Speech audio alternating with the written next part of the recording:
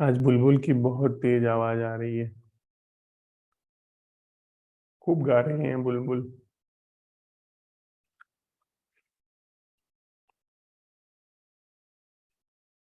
हवा बिल्कुल भी शांत है। एक भी पत्ता नहीं हिल रहा है।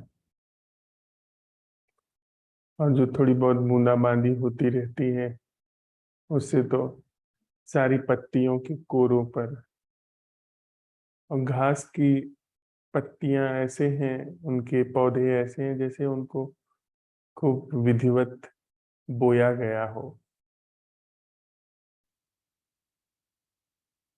खूब हरी भरी और उनकी कोरों पर वे बूंदें सजी हुई हैं।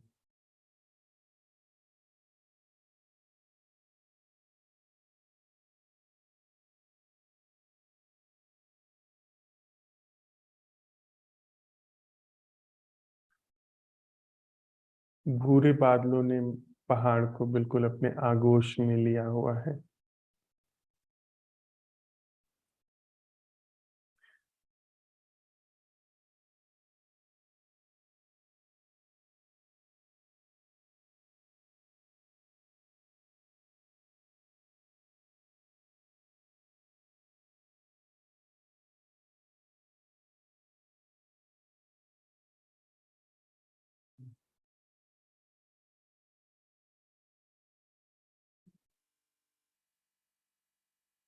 और कुछ वृक्षों में तो नन्ही कोपलें भी फूट आई हैं।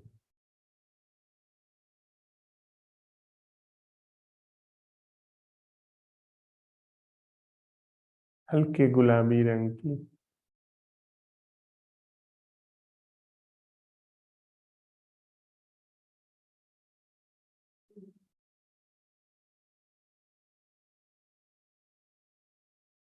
प्रकृति तो इतना सहयोग कर रही है कि जैसे उसने बिल्कुल हमारे शरीर के अनुकूल मौसम तैयार कर दिया हो।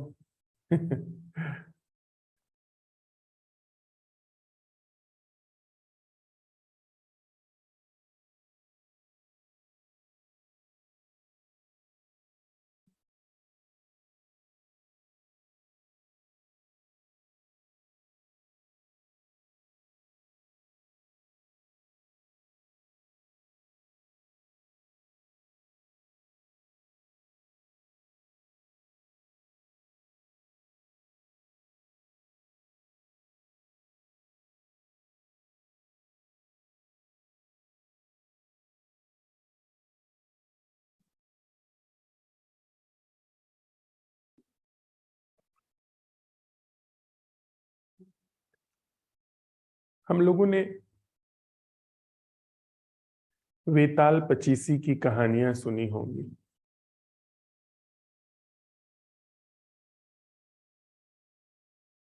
वे सारी कहानियां 25 कहानियां हैं जो बेताल विक्रमादित्य को सुनाता है। और हर कहानी के सुनने में विक्रमादित्य चूक जाते हैं। बेताल ने शर्त रखी है कि जब तक आप उस तांत्रिक के पास मुझे लेकर के पहुंच नहीं जाते हैं तब तक एक शब्द भी मुंह से मत बोलना। लेकिन वह कहानी जो सुनाता है उसे सुनने में राजा खो जाते हैं। राजा विद्वान है, नीति की, धर्म की जो व्याख्या है उनको भली भांति पता है। न्याय क्या है उसका सिद्धांत उन्हें विधिवत पता है। इसलिए जब वो सुनना शुरू करते हैं तो उसमें वो अर्थ निकालने लगते हैं।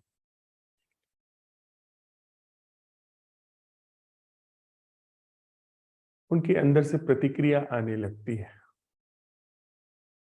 और जैसे ही प्रतिक्रिया आती है शर्त टूट जाती है। बेताल वापस जाकर के पेड़ से लटक जाता है।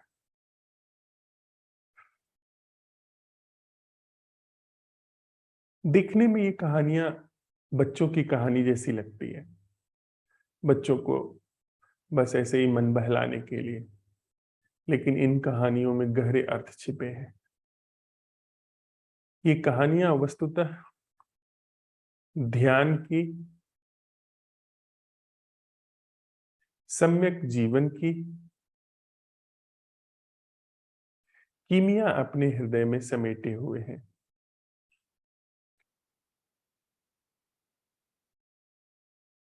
उन 25 कहानियों में से 22वीं कहानी थोड़ा सा हम लोग साझा करते हैं।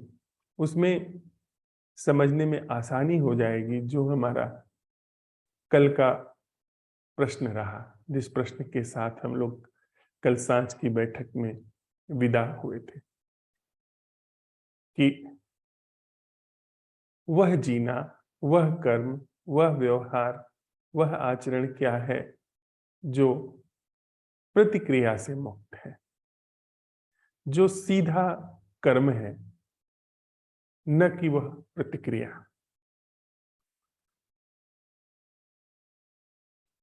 विक्रमादित्य बेताल को पेड़ पर से उतारते हैं और कंधे पे लाद करके तांत्रिक के पास चलते हैं। बेताल कहता है कि राजा, रास्ता लंबा है, अंधेरा है और यहाँ हम और तुम दो ही लोग हैं। क्यों न हम लोग रास्ता कट जाए, इसके लिए कुछ कहानी सुने सुनाए। राजा कुछ नहीं बोलता है।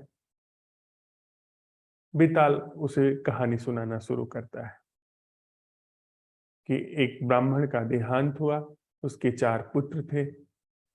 देहांत होने के बाद उन 4 पुत्रों, जो कि अभी बहुत छोटे थे, उनके परिवार वालों ने, उनके चाचा ताऊ ने उनकी सारी संपत्ति हड़प ली और ये चारों बच्चे अपने नाना के यहाँ गए।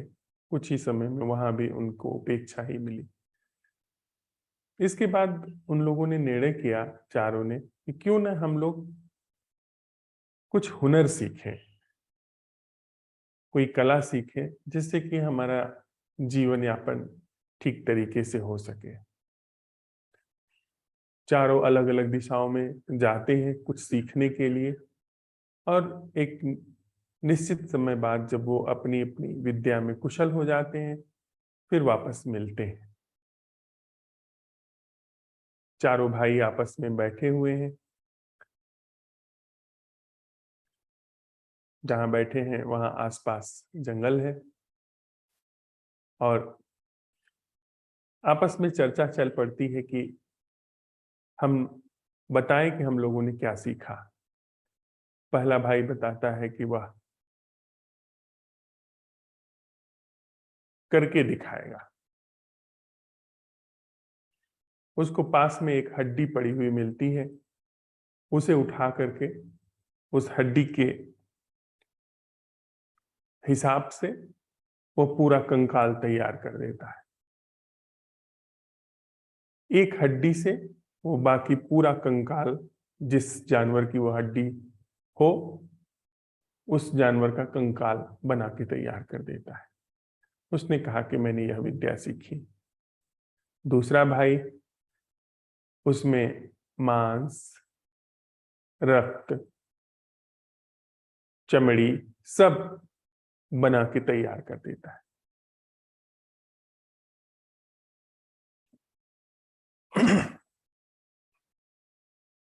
तीसरा भाई वो कहता है कि मैं इसमें प्राण फूंक सकता हूं। इसके पहले वो प्राण फूके, चौथा भाई कहता है कि जरा ठहरिए, मैं यह ठीक नहीं समझता हूं। हमें नहीं पता है कि यह प्राण फूकने के बाद यह जीव कैसा व्यवहार करेगा, इसलिए इसमें हमें नहीं पढ़ना चाहिए। मुझे भरोसा है कि आपने यह विद्या सीखी हुई है। पर वो भाई नहीं मानता है, कहता है कि नहीं, मैं अपनी कला का प्रदर्शन करूंगा। तो ये चौथा भाई कहता है फिर ठहरिए, मुझे जरा पेड़ पर चढ़ जाने दीजिए। वह पेड़ पे चढ़ जाता है और यह तीसरा भाई मंत्र से उसमें प्राण फूंक देता है। शेर को जैसे ही होश आता है, उसे जीवित हो उठता है, वो भूख महसूस करता है और इन तीनों भाइयों को खा जाता है। बेताल पूछता है कि किसकी गलती थी? वो जिसने कंकाल बनाया, जिसने मांस, मज्जा, त्वचा, रक्त ये सब बना के तैयार किया, या जिसने उसमें प्राण डाल दिए? राजा विद्वान है, न्याय कहा, उसको भरपूर ज्ञान है, परिस्थितियों की बारीकी को वह भली भांति समझता है। उसे पता है उत्तर कि किसकी गलती है। बेताल कहता है कि आप उत्तर दीजिए, यदि आपको उत्तर पता है। अगर आप उत्तर नहीं देते हैं जबकि आपको उत्तर पता है, तो आपका सिर टुकड़े टुकड़े हो जाएगा। राजा को बोलना पड़ता है। राजा कहता है कि जिसने प्राण फूके उसकी गलती है, क्योंकि प्राण फूकने के बाद का दायित्व उसे समझना चाहिए था, क्योंकि उसको पता नहीं था कि इसके बाद क्या होगा। बाकी दो भाई कंकाल बनाने के बाद क्या होगा वो जानते हैं। कंकाल से कुछ भी नहीं होता है, वह बस एक कौशल है। मांस, मज्जा, त्वचा, उससे पूरा खींच करके आकृति बना देने में भी कोई दोष नहीं है, क्योंकि प्राण नहीं, उससे कुछ भी नहीं होने वाला। लेकिन प्राण आने पे कोई चीज कैसे गति करेगी, कैसे व्यवहार करेगी, यह उसे मालूम होना चाहिए था, उसे पता था, और उसको जिम्मेदारी पूर्वक व्यवहार करना चाहिए था। बेताल कहता है कि राजा, उत्तर तो ठीक है, लेकिन तुम बोल पड़े। और वो हंसता हुआ वापस राजा को छोड़ करके वो वृक्ष पर लटक जाता है। कथा बड़ी साधारण सी मालूम होती है कि दोनों में आपस में बस एक कहानी जैसी चल रही है। वो कहता है, वो उसका सुनाता है, फिर वो वापस लटक जाता है। इसमें क्या राज है? लेकिन रहस्य है कि जीवन में हमारे जो हम सीख रहे हैं वह है बिना प्रतिक्रिया के सुनना। पर राजा सुनते समय प्रतिक्रिया कर रहा है, क्योंकि वह विद्वान है, उसके ज्ञान है। वह सुनते समय प्रतिक्रिया कर रहा है कि इसका दोष किसका है। वह सिर्फ सुन नहीं रहा है, और प्रतिक्रिया करने के कारण वापस वह बेताल चला जाता है। तो जो हम लोग साथ में चलते हुए प्रयोग कर रहे हैं, वह जीना क्या है, जो वह कर्म, वह आचरण, वह व्यवहार क्या है जो प्रतिक्रिया से मुक्त है। उसमें जैसे ही हम हमारा जो ज्ञान है, हमारा जो इंटरप्रिटेशन है, हम जो व्याख्या करते हैं वह लेकर के प्रस्तुत होते हैं, वैसे ही चूक हो जाती है, वैसे ही वहां पर हमारी उपस्थिति हो जाती है। क्यों? क्योंकि सुनने वाला आ गया। अगर राजा सिर्फ सुनता, सिर्फ वो जो कहा जा रहा है, जो कहानी चल रही है, उसमें इस प्रश्न के साथ सुनता कि इसे सुनना, इससे वह सुनना क्या है जो मैं नहीं कर रहा हूं, तो उसकी वह शर्त बेताल की राजा के ऊपर लागू नहीं होती। क्योंकि राजा ने, यद्यपि उसे उत्तर आया, यद्यपि उसका जो ज्ञान है, उसके मस्तिष्क में जो ज्ञान संचित है, उससे व्याख्या फलित हो जाती, लेकिन वह कि तुम्हें अगर उत्तर पता है और तुम नहीं बताते हो तो फिर तुम्हारा सिर टुकड़े टुकड़े हो जाएगा, वह शर्त लागू नहीं होती। क्योंकि राजा ने सुना ही नहीं है। वो जब सुनाई दे रहा था, जब कथा कहानी चल रही थी, तो वहां पर कोई सुनने वाला मौजूद नहीं था। सिर्फ वह चीजें सुनी गई, आवाज आई, आवाज का अर्थ प्रकट हुआ, और राजा के अंदर, उसके मस्तिष्क में जो ज्ञान है, उसके आधार पर उसका जो निष्कर्ष आया कि क्या ठीक होना चाहिए वो था। पर राजा वहां पर नहीं था, जो सुनने वाला था वह नहीं था, इसलिए वह प्रश्न उस पर लागू नहीं होता।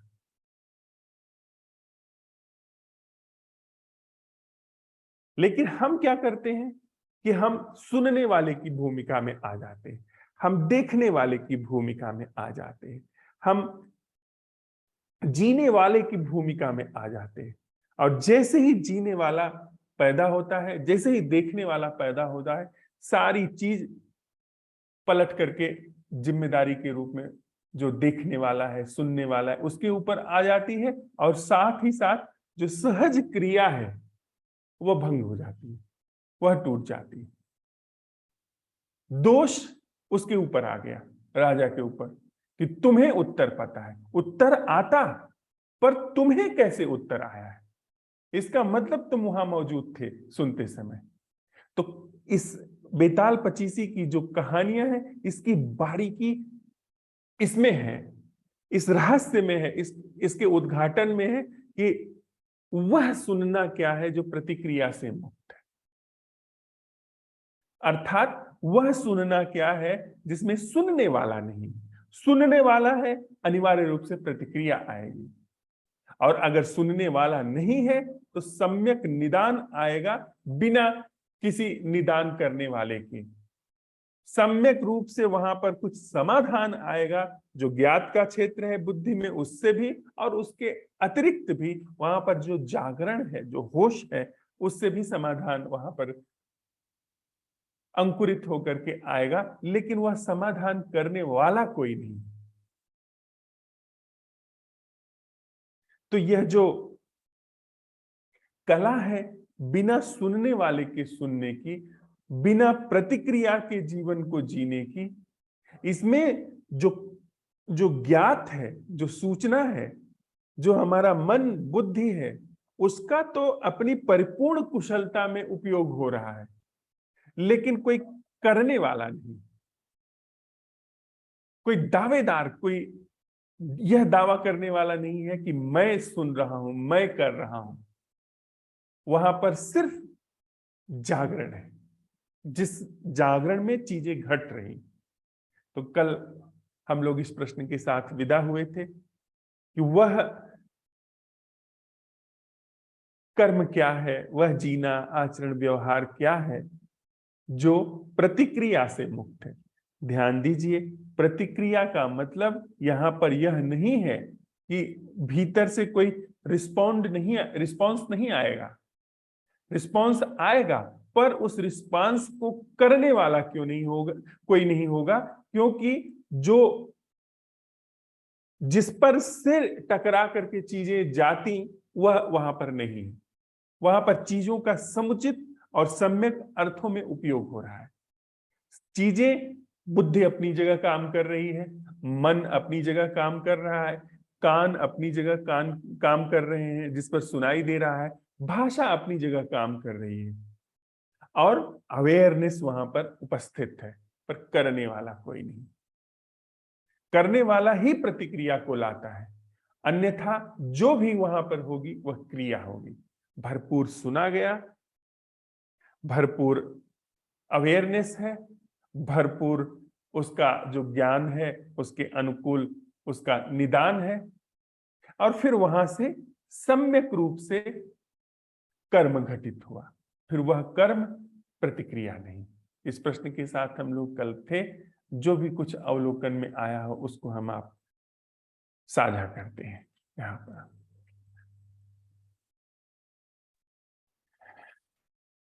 नमस्ते भैया, प्रणाम सभी को। नमस्ते भावना।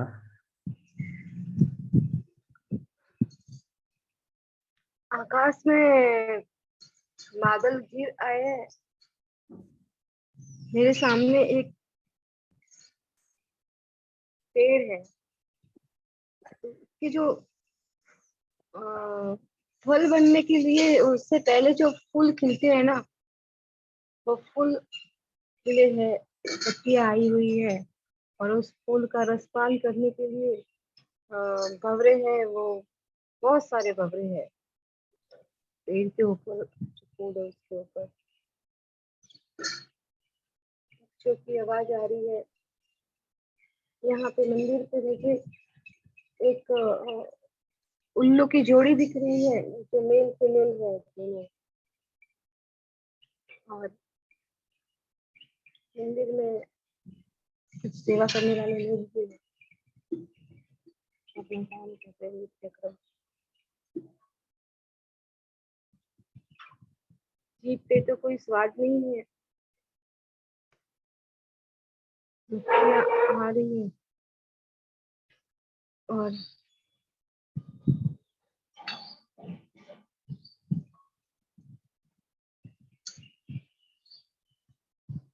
अब ये जो प्रश्न था हमारा रात को, इससे पहले जो प्रश्न था कि जो भी प्रतिक्रिया आ रही है वो अतीत की आ रही है और मेरे द्वारा की हुई है, अतीत की, भविष्य की और वर्तमान की। तो जो भी है प्रतिक्रिया, वो सारी की सारी मेरी है। अब ये जो भी कुछ दिख रहा है, इसमें बिना प्रतिक्रिया के क्रिया करना क्या है? ये मतलब कि उठता ही रहा, ये प्रश्न उठता ही रहा। और फिर वो जो हो रहा था, वो जो सब कुछ वो नहीं हो रहा था। जो भी मैं प्रतिक्रिया कर रही थी वो सारे की सारी फिर नहीं हो रही थी, कुछ शांत हो गया। और अभी कुछ ऐसा नहीं हो रहा। फिर वो जो रात वाला प्रश्न है वो भी अंदर चलता रहा कि वह जीना क्या है जो बिना प्रतिक्रिया के है। वैसे मुझे तो ऐसे अभी कुछ नजर नहीं आ रही, कुछ भी जो मेरे द्वारा किया हुआ है वो कोई मुझे नजर नहीं आ रहा फिलहाल तो।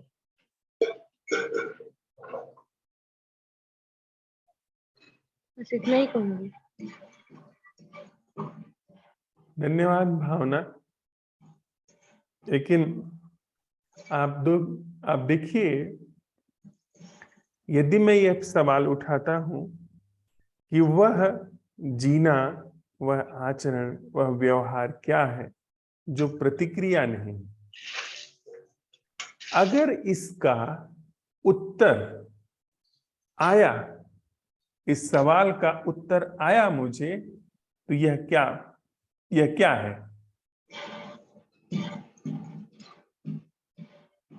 यह प्रतिक्रिया है।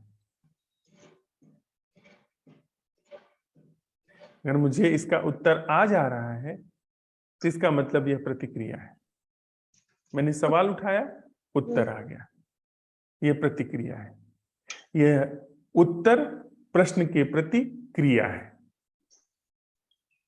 पर सवाल कह रहा है कि वह जीना क्या है जो प्रतिक्रिया नहीं, वह आचरण, वह व्यवहार, वह प्रश्न का उठना जिसमें प्रतिक्रिया नहीं आती। इसका मतलब क्या हुआ? इसका मतलब अगर मैंने अभी यह सवाल उठाया तो अभी फिर जो प्रतिक्रिया की जमीन है, मैं उस पर सीधे चोट पहुंच गई, सीधे नजर उस पर गड़ गई, क्योंकि सारी प्रतिक्रियाओं के लिए मेरा होना जरूरी है। अब प्रश्न कह रहा है कि वह आचरण, वह कर्म, वह व्यवहार क्या है जो प्रतिक्रिया से मुक्त है। इसका अगर उत्तर आता है मुझे, तो वह प्रतिक्रिया है। अगर इतनी गहन अंतर्दृष्टि वहां पर बनी हुई है, तो प्रश्न अपने अवधान को लेकर के वहां प्रवेश कर गया जहां पर मैं हूं। फिर वह मैं यह जो मैं का एहसास है, इसको उसने पिघला दिया इस प्रश्न ने। यह जो मुझको पिघलाना है, यह सम्यक कर्म है। जी यह जो प्रतिक्रिया की जड़ को उखाड़ देना है, यह सीधा कर्म है। क्या बात स्पष्ट हुई? जी जी भैया, बिल्कुल। Thank you. थैंक यू भावना।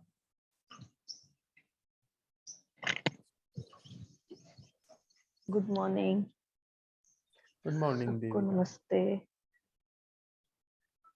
यहाँ पे रात को बहुत बारिश हुआ, तो अभी बहुत ठंडा है वेदर। अभी तक सूरज निकला नहीं है और गाड़ियों की आवाज आ रही है मेन रोड से।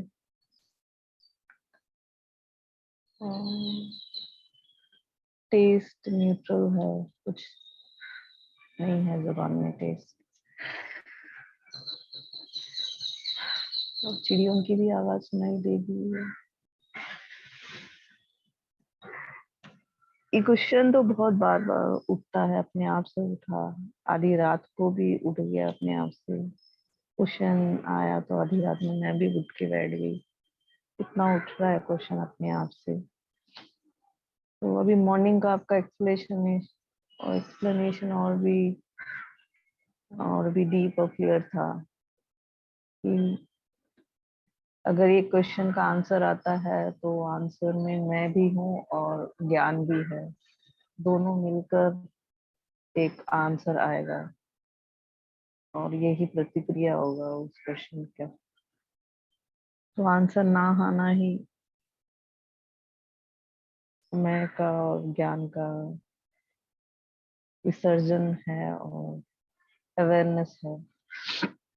तो अवेयरनेस तो आ ही रहा है इस क्वेश्चन के साथ, और इतना ही है अभी। Thank you.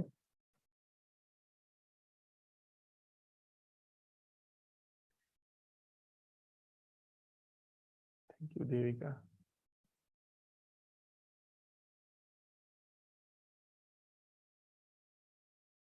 दीपा जी। नमस्ते सर। नमस्ते। जैसे कि प्रश्न है, वह जीवन वह आचरण क्या है जो प्रतिक्रिया और कर्म से मुक्त है?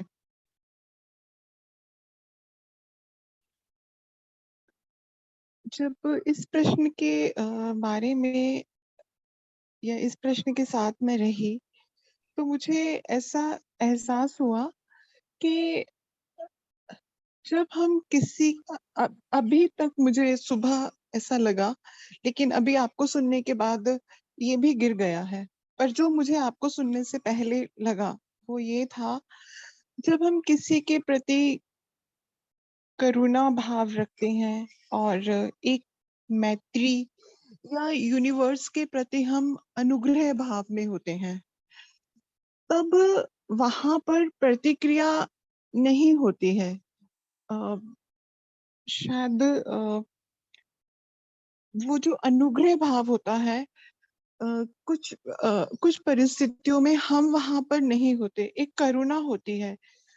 तो क्या वो प्रतिक्रिया से मुक्त होती है? पर अभी आपको सुन के वो भी लगा कि शायद वो भी एक प्रतिक्रिया ही है।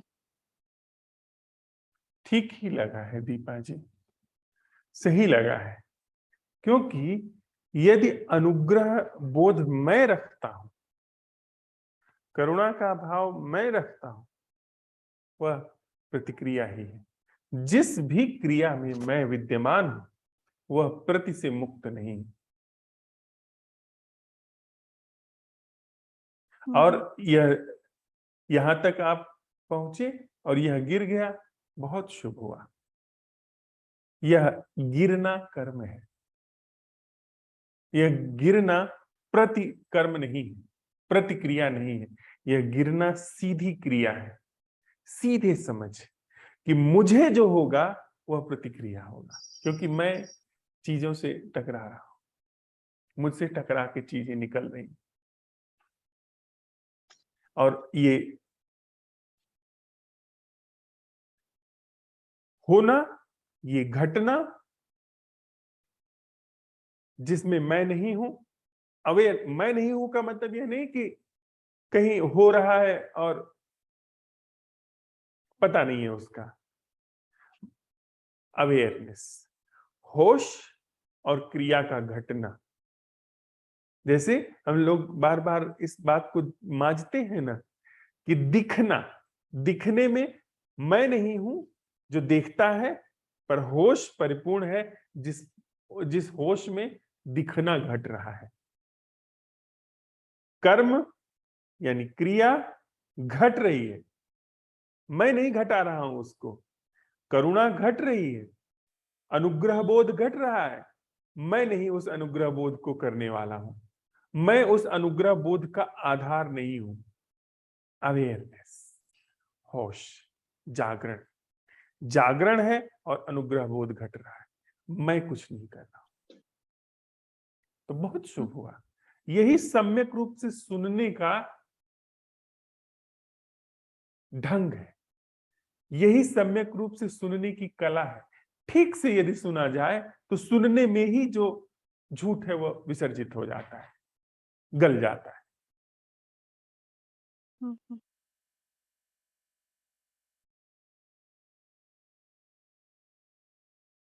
धन्यवाद दीपा जी। आपका बहुत बहुत शुक्रिया। Thank you.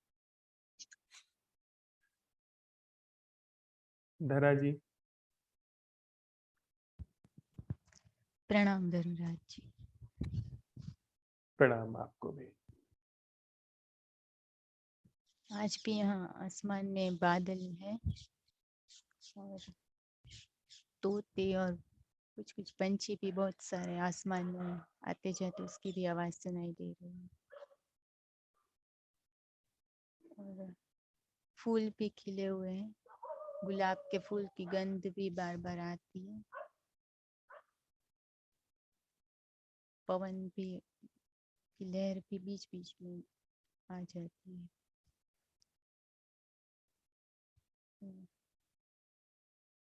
वह कर्म क्या है, जो ये जीवन क्या है, जो जिसमें प्रतिक्रिया से जो मुक्त है, तो उसमें तो यही दिखाई दे रहा है कि जीवन जो चल रहा है वह बहुत एक गहरी आदत से चल रहा है। तो उसी आदत मैं की जो बहुत गहरी आदत है, तो उसी के कारण एक प्रतिक्रिया हो जाती है। तो उसमें प्रचंड एक होश ही है, लेकिन हम यह नहीं कह सकते कि सजगता रहती है या नहीं, इसका पता हमको नहीं चलता है। तो ये सिर्फ सजगता यदि रहे तो ही यह जीवन का कुछ कह सकते हैं। तो एक आदत तो रहती है, वही आदत से ही जैसे कि यदि कुछ भी बोला जाता है तो उसमें वह जब सुना जाता है तो उस भीतर वह उठता ही है, ये सही गलत ये प्रतिक्रिया भीतर उठ जाती है। तब उस वक्त वह बिना मैं के जो सुनना दिखना यह है, तो वह कभी रहता है तो फिर कभी नहीं भी रहता है। ज्यादातर आदत, गहरी आदत आ जाती है, ऐसा दिखाई दे रहा है।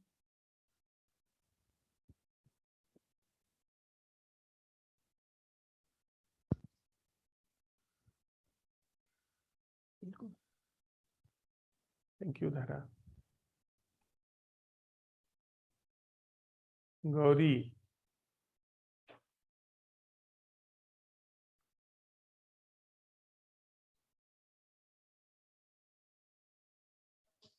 जी प्रणाम।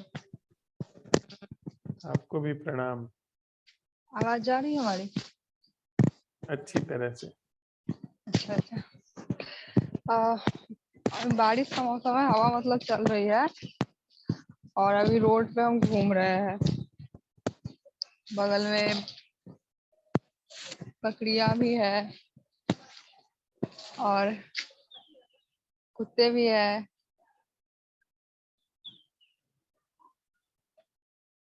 बच्चे मतलब कोचिंग जा रहे हैं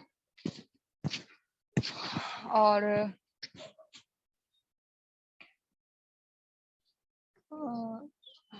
हवाएं चल रही है और बारिश होगी बहुत जोर से।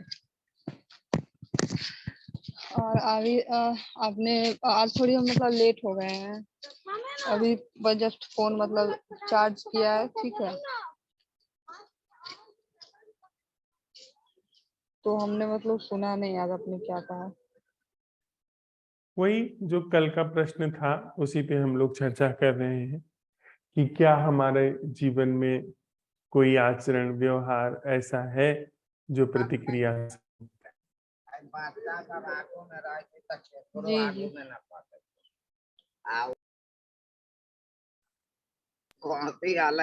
अच्छा अच्छा, रुकिए 5 मिनट में हम बात करते हैं।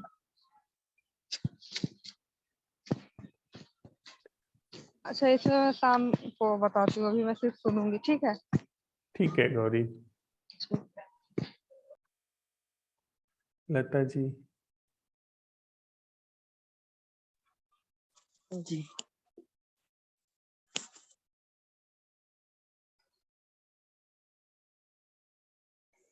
हम बैठे हुए हैं, आवाज सुन रहे हैं सबकी, बाहर पंछियों की भी आवाज सुन रहे हैं। आज मौसम सुहाना हो चुका है, कल रात शायद बारिश हुई है, सब कुछ जैसे नहा के निकला हो, इतना सुंदर हुआ है बाहर। इन सबको देखते देखते जैसे हम खुद भी एक बार खिले हो, उनके साथ साथ हमारे अंदर भी एक कुछ खिल उठता है।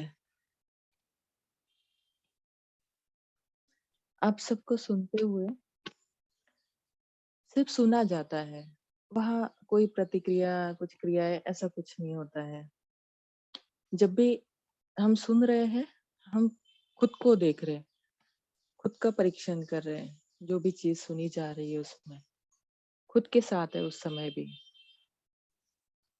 और वहां से कोई प्रतिक्रिया आए तो ठीक है, और नहीं आए तो भी ऐसा कुछ नहीं है कि आनी ही चाहिए, या ऐसा क्यों नहीं हुआ है, या ऐसा ही होना चाहिए। ये सारी चीजें वहां नहीं होती है, सिर्फ वहां सुनना चलना होता है। जो भी चीज आएगी वो अपने से आती है तो जी। धन्यवाद। Thank you Lata. Thank you. Neeraj. नमस्ते भैया, सभी को नमस्ते। नमस्ते। कमरे में बैठे हुए हैं और पंखा चल रहा है हल्की, उसमें बारिश का मौसम हो रहा है, सूरज आज निकला नहीं है, गमले दिख रहे अंदर से बैठकर, चिड़िया भी चहचहा रही है, अच्छा मौसम। और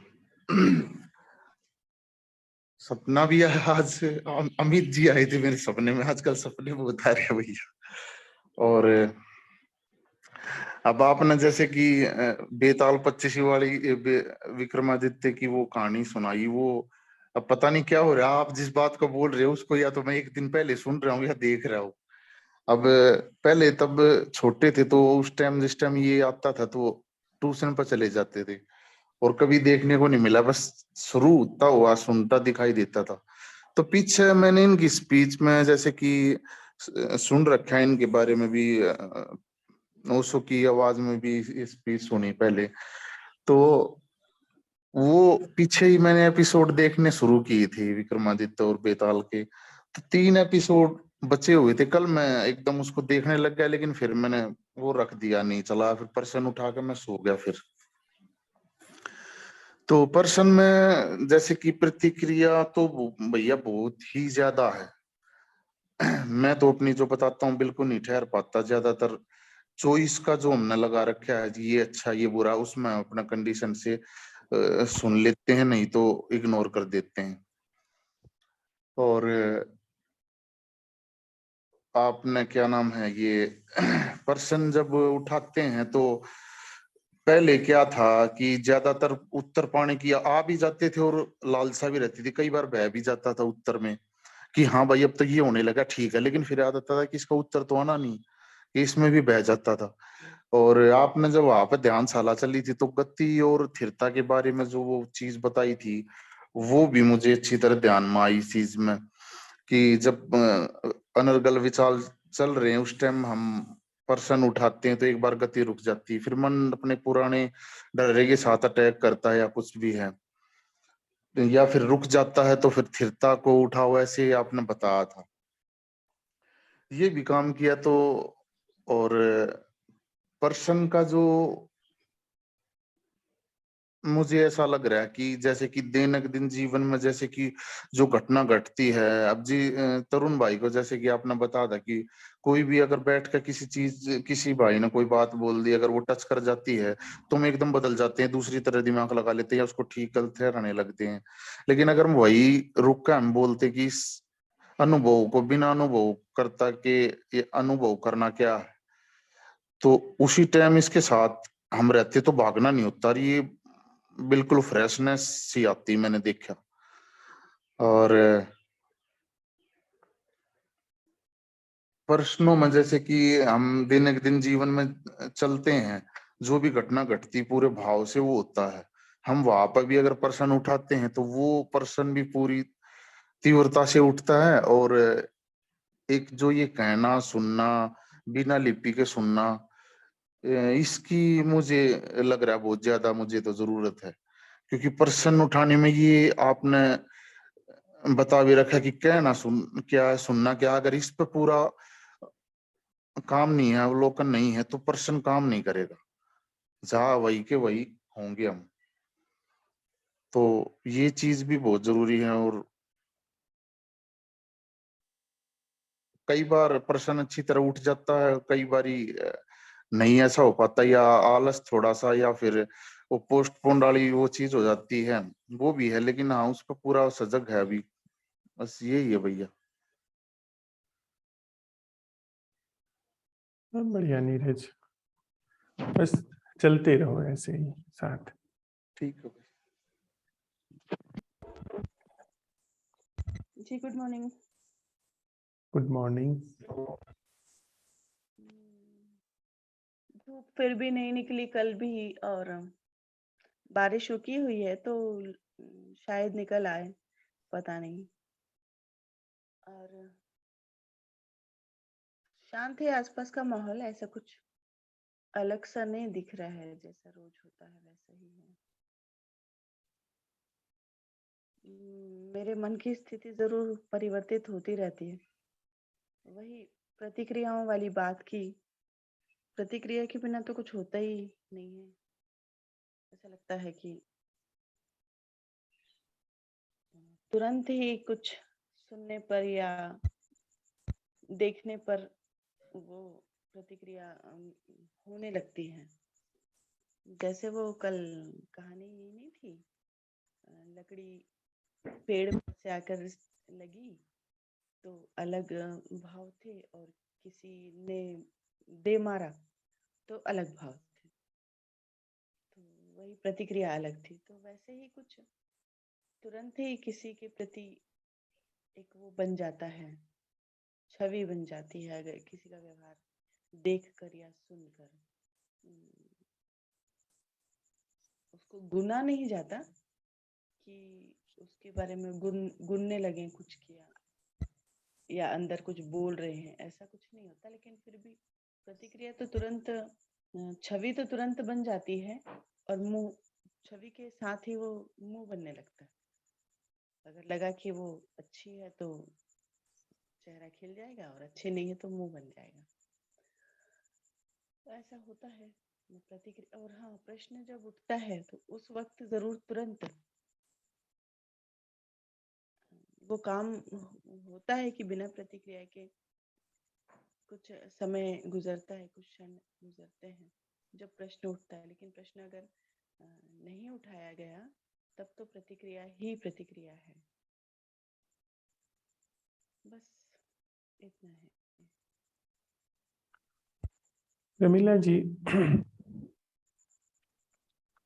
हम लोग जब इन पर काम कर रहे हैं, जब प्रश्न उठा रहे हैं, तो हम लोग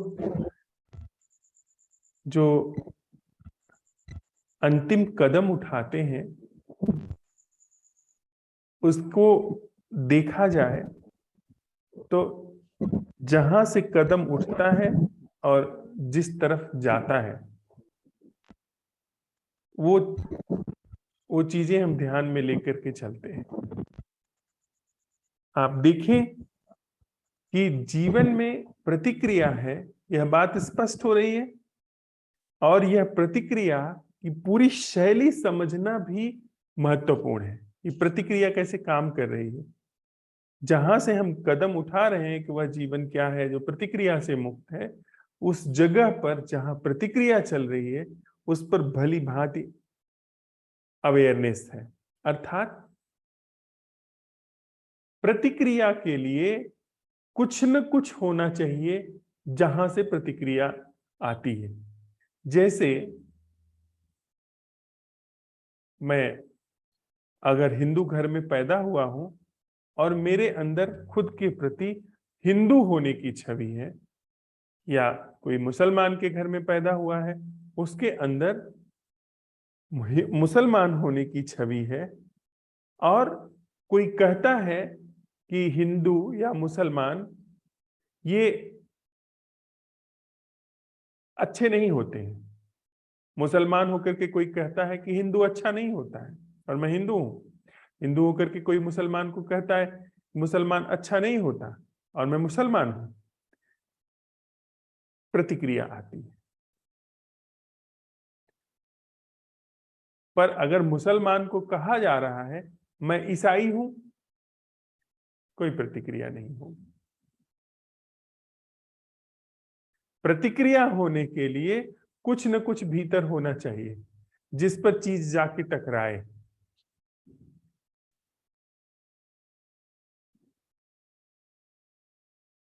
अगर कुछ भीतर नहीं है प्रतिक्रिया नहीं होगी।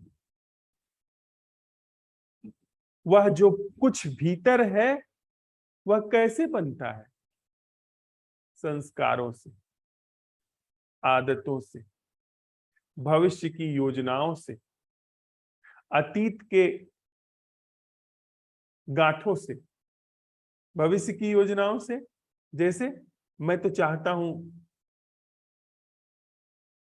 प्रधानमंत्री बनना और उसके लिए मेरे अंदर योजना चल रही है, और आप आते हैं जो मुझे ऐसा लगता है कि चुनाव में हरा देंगे।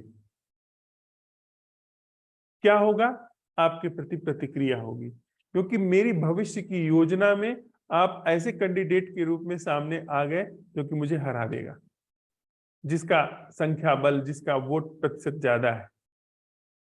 तो आपके प्रति प्रतिक्रिया होगी, वैर होगा, जलन होगी, हिंसा होगी, वो सब कुछ होगा।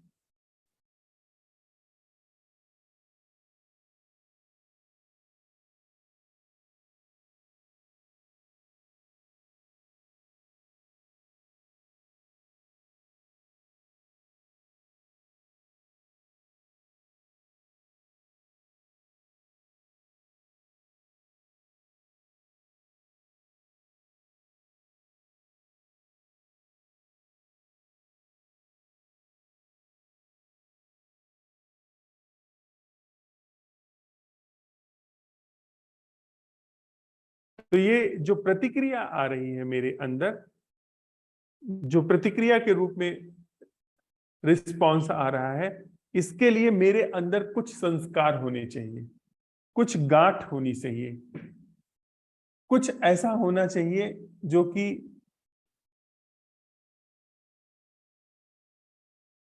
एक क्षण रुकिए।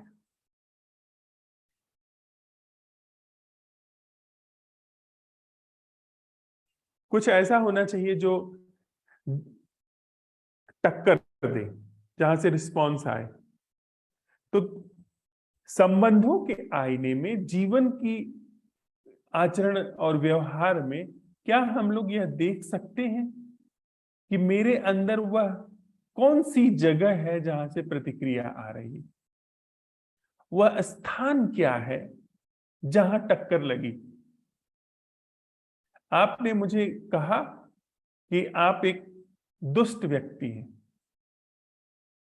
मेरे अंदर से झट से आपको भी ऐसी ही कुछ वजनदार चीज सुनाने का भाव आता है। क्या मैं यह देख सकता हूं कि वह भाव कहां से आ रहा है, किस जगह पर वह चोट लगी, किस बिंदु पर जाकर के कि तुम दुष्ट हो यह चीज जाकर के टकराई? क्या मेरे अंदर अपने प्रति किसी सज्जन व्यक्ति की छवि है कि मैं एक सज्जन व्यक्ति हूं? वह छवि है तो फिर वो दुष्ट कहना वहां जाके टकराया। और दूसरी भी बात उतनी ही सच है, आपने कहा कि आप एक सज्जन व्यक्ति हैं और मेरी अपने अंदर में अपने प्रति सज्जन होने की छवि है, तो आपकी बात उस जाकर के सज्जन वाली छवि को सहला गई, मैं खुश हो गया। वो खुशी प्रतिक्रिया है।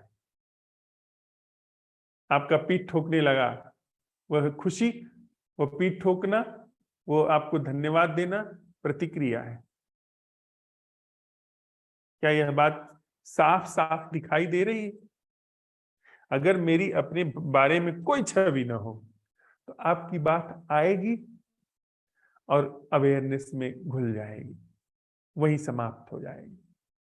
कोई छवि ही नहीं है जो आपको लेकर के मेरे अंदर से व्यवहार निकल करके आएगा, आचरण निकल करके आएगा। वह आपके द्वारा कहे गए शब्द, आपके द्वारा की गई व्याख्या के अनुसार नहीं आएगा, वह आत्मसृजित होगा। वो सहज होश में उस समय क्या सम्यक कर्म है, क्या समुचित है, उसके आधार पर अपने आप जगह लेगा। और आप जानते हैं, अगर मेरी अपने बारे में कोई भी छवि है, मैं हमेशा डरा रहूंगा, क्योंकि कभी भी कोई आएगा अपनी बूट की ठोकर से उस छवि को चोट पहुंचा देगा। मैं एक घाव लेकर के ढो रहा हूं। अपने बारे में किसी भी तरह की छवि बनाना वो एक घाव है, जिस पर यहाँ सब अपनी अपने घाव बचा रहे हैं। अपना घाव बचाने में दूसरे के घाव को धक्का मार रहे हैं, पत्थर मार रहे हैं, चोट लगेगी ही लगेगी। कभी निंदा की चोट लगेगी, निंदा वाला पत्थर मारेंगे, और कभी प्रशंसा वाला पत्थर मारेंगे, उसकी चोट लगेगी। दोनों ही स्थिति में वो घाव है जिस पर चोट लगेगी। पर अगर वो घाव नहीं है, मैंने यह समझ लिया है कि प्रतिक्रिया तब पैदा होगी जब भीतर छवि हो, भीतर अपने विषय में एक प्रतिमा हो, भीतर मैं हूं, मैं का एहसास हो, तो ही चोट लगेगी, तो ही झूठी प्रशंसा पे मैं गदगद हो जाऊंगा। यह बात समझ में आ गई और फिर सहज ही यह उसके साथ मैं जीना शुरू करूंगा कि वह जीना क्या है जो छवि से मुक्त है, जो अपने बारे में कोई छवि ना बनाना। क्योंकि छवि बनाए तो आप या तो झूठी प्रशंसा के शिकार होंगे, और झूठी प्रशंसा का शिकार होना बहुत ज्यादा जहरीला है बजाय कि निंदा के। निंदा तो फिर भी साबुन की तरह काम करती है अगर आपके अंदर होश हो, पर प्रशंसा तो गर्त में लेकर के चली जाती है। आदमी को पता भी नहीं चलता, वो गिरता चला जाता है, क्योंकि वो तो मैं चाह ही रहा हूं कि लोग प्रशंसा करें, सहलाएं, मेरी छवि को जस्टिफाई करें। उसी के लिए तो मैं घूम रहा हूं कि मुझे पुरस्कार प्राप्त हो, मुझे पद प्राप्त हो, मेरी तरफ लोग ध्यान से देखें, अटेंशन मैं लोगों का खोज रहा हूं। और वह जब घटता है तो उसको मैं उसके साथ कोई भी छेड़छाड़ नहीं करता। कोई प्रशंसा करता है, बड़े आराम, हाँ अच्छा कर रहे हो, और करो, बिल्कुल सही जा रहे हो, पर उसमें मेरा पतन होता है, क्योंकि वो जो झूठी छवियों वाला जीवन है, यथार्थ जीवन की जगह वो जगह लिए रहता है।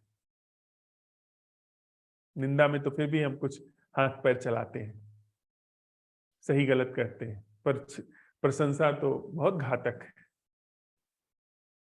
तो यदि मैंने यह देख लिया कि मुझसे जो प्रतिक्रिया आ रही है वह मेरी अपनी झूठी छवि के कारण आ रही है, और उसके साथ ही यह प्रश्न उठा कि फिर किसे है वह जो चोट लगती है, हर बार किसे है वो जो प्रशंसा हो रही है, और उसको पहचान करके वहां प्रश्न उठाया जा रहा है कि वह जीना क्या है जो इस खतरे से मुक्त है, इस प्रतिक्रिया करने वाले दीवाल से मुक्त है, इस प्रतिक्रिया करने वाले मैं से मुक्त है। अपने आप जीवन से प्रतिक्रियाओं का अंत होना शुरू हो जाएगा। वस्तुतः यह समझना कि मैं प्रतिक्रिया हूं, मैं प्रतिक्रिया का आधार हूं, यह कर्म है, यह सीधा कर्म है।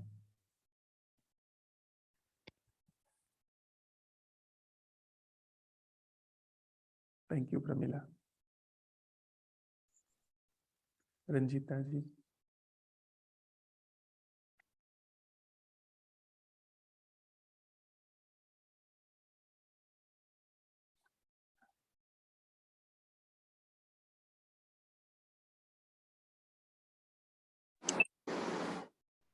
Good morning. Good morning. I'm listening right now.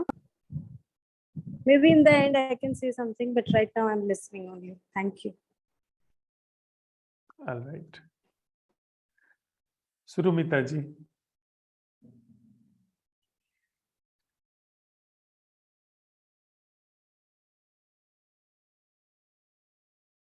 सुरुमिता ji आप हैं?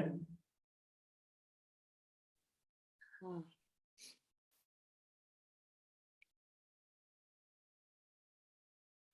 प्रतिक्रिया से जीवन मुक्त मुक्त वो जीवन क्या है?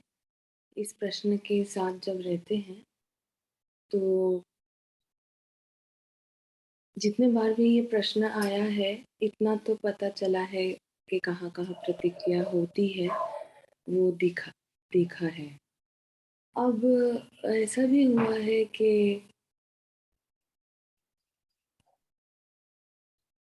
ज़्यादातर समय जैसे कि कोई काम दिया जाता है जब, या कोई घटना, मतलब कोई एक टाइम पीरियड है, इसमें एक घंटा काम करना पड़ेगा। वो इम्पोज्ड बिज़नेस में कभी-कभी प्रतिक्रिया दिखती है। और इनफैक्ट अभी ऐसा हुआ है, मैं किसी के साथ ये कल डिस्कस कर रही थी कि जीवन ऐसा एक सुंदर अवसर दिया है कि अपने अंदर प्रतिक्रिया देखने के लिए मैं उन्मुख, मतलब मैं थोड़ा देखती रहती, मतलब आई लुक फॉरवर्ड, मतलब वेटिंग नहीं बोल रही हूँ, आई लुक फॉरवर्ड कि वो प्रतिक्रिया मुझे कब दिखे, और वो प्रतिक्रिया जब दिखेगा वो दिख जाएगा, मतलब मुझे पता चलेगा वहां पे ये जगह पे मैं अटकी हूँ या मैं हूँ। क्योंकि ज़्यादातर समय आजकल अ, बिना, जैसे कि समय के बिना एक अजीब-सा वो, जैसे पैर ज़मीन पे है ही नहीं, ऐसा एक जीवन जिया जा रहा है यहाँ पे, वो ऑर्गेनिकली हुआ है। जब ये मोमेंट्स आता है प्रतिक्रिया के, तब वो रिमाइंडर्स होते हैं, वो बाद में दिख भी जाता है, और कभी-कभी तभी इंस्टेंट दिखता है, और तभी अपना अवेयरनेस वहाँ पे जगह ले लेता है, एक अवेयरनेस। पर ओवरऑल जब मैं बात शेयरिंग के लिए, अब जब मैं कहने जा रही हूँ, तो वहाँ पे मैं ये कहना चाहूँगी कि एक वक़्त के बाद मुझे जैसे कि एक उन्मुख होके रखती हूँ कि देखते हैं अभी कितना प्रतिक्रिया अभी बाकी है। तो उसी से मुझे पता चलेगा कि अंदर कहाँ-कहाँ जगह पे मैं अटकी हुई हूँ।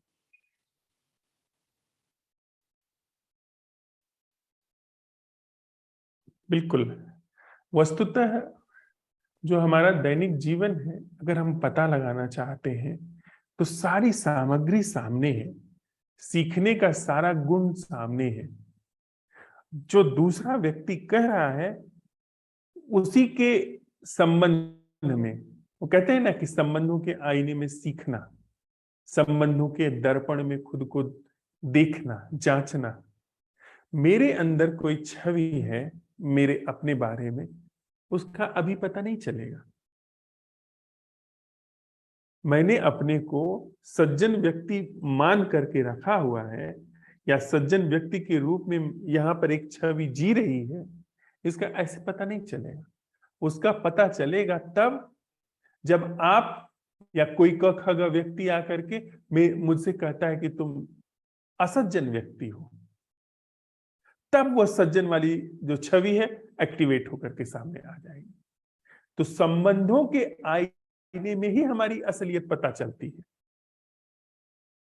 वैसे तो हम सबको पता है कि हम सब लोगों को ये ऐसा लगता है कि हम क्रोध तो नहीं है हमारे अंदर, कोई लालच तो नहीं है। पर अभी आप ऐसे प्रैंक वीडियोस बहुत सारे हम पड़े हुए हैं, जिसमें लोग सोशल एक्सपेरिमेंट करते हैं कि आईफोन गिरा देंगे या नोट की गड्डी नीचे गिरा देंगे, कहीं पार्क में रख देंगे। कोई व्यक्ति बैठा है, उसके बगल में नोट की गड्डी पीछे से ले जाकर के रख दी, और सामने से आ रहे हैं और बड़े तेजी से उसके बगल में जाकर के नोट की गड्डी उठाते हैं। और जब उठाते हैं तो वो व्यक्ति जो अभी कहीं फोन पे बात कर रहा है, कहीं मशगूल है, वो देखता है कि नोट की गड्डी उसके बगल में थी, उसे पता ही नहीं था। वो कहता है, अरे कहाँ लेके जा रहे हो, ये मेरी नोट की गड्डी है। और अच्छे भले लोग जो बड़े पढ़े लिखे अच्छे पहनावे से हैं, वे लोग कहते हैं कि ये तो मेरी नोट की गड्डी है। ऐसे पता नहीं चलता हमारे अंदर क्या क्या है, क्या क्या चीजें प्रतिक्रिया के रूप में बैठी हैं, उसका पता नहीं चलता है। रोग का ऐसे पता नहीं चलता है हमारे अंदर। वो सारे पैटर्न, वो सारे ढर्रे, वो सारे ढंग जिन्होंने हमारी सारी ऊर्जा को चूस करके रखा हुआ है, सारी ऊर्जा को बांध करके अपने अंदर रखा हुआ है, उसका ऐसे पता नहीं चलता। हम जो ऐसे सोए सोए जी रहे हैं, हमारी ऊर्जा कहीं ना कहीं फंसी हुई है। हमने अपनी जो छवियां बनाई हुई हैं, उसमें हमारी ऊर्जा सारी फंसी हुई है, और उस फंसी हुई ऊर्जा का ऐसे पता नहीं चलता। जब दूसरा कुछ कहता है, जब कोई अवसर आता है, तब पता चलता है। क्रोध का ऐसे कैसे पता चलेगा? जब कोई ऐसी बात कहेगा जो मेरी अपने बारे में छवि के प्रतिकूल हो, तब क्रोध का पता चलेगा, तब हिंसा का पता चलेगा, तब आपको जान के आश्चर्य होगा, जो दंगे होते हैं, दंगों पर जो बड़े पुलिस अधिकारियों ने, जिन्होंने गहराई से दंगे कैसे होते हैं, दंगों में क्या होता है, उस पर छानबीन की है, पता लगाया है, उन्होंने ऐसे ऐसे राज उजागर किए हैं, जिनको देख करके, जिनको सुन करके हमारी रूह कांप उठेगी। वे लोग जो पड़ोसी हैं, जिनकी गोद में बच्ची खेली है, वो लोग सबसे पहले बलात्कार करते हैं। जैसे ही दंगा होगा, उनके अंदर जो जो चीज छिपी हुई है, जिसको अवसर नहीं मिला, वो चीज मौका पा गई, जस्टिफाइड हो गई कि अब मारो, काटो, लूटो, अनाचार करो, जो चाहो सो करो। बस वो जा करके वो अंदर अंदर हंस, वो सारी चीजें पल रही थी, कर नहीं पा रहे थे, सबसे पहले वो ऐसा काम करते। सबसे पहले जो निकटतम व्यक्ति होता है, वह जो एकदम अपवाद छोड़ दिया जाए, जो एकदम जिसके साथ आना जाना है, जिसके साथ रुकना है, जिसके साथ बहुत करीब का संबंध है, वही व्यक्ति काम करता है, क्योंकि उसकी हमेशा अंदर अंदर नजर होती है। असलियत तब पता चलती है। हो सकता है उस व्यक्ति को भी पता न चले।